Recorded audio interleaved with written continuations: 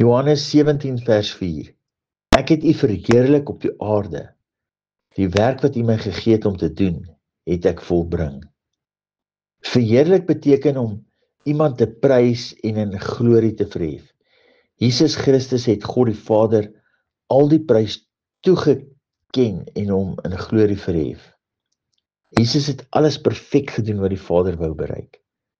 Jesus Christus is die lam geslag van die grondlegging van die aarde af. Jesus Christus was gehoorsaam aan Vader tot die dood van die kruis. Jesus Christus het die mensdom oorgebring vanuit Adam na Christus.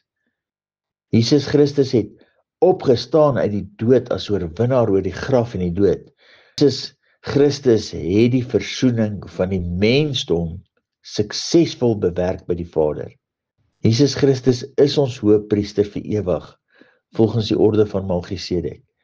Jesus Christus sal heers as koning, totdat alle owerhede en magte onderworpe is aan sy mag, en elke knie gebuig het, en elke tong bely het, dat Jesus Christus die Here is.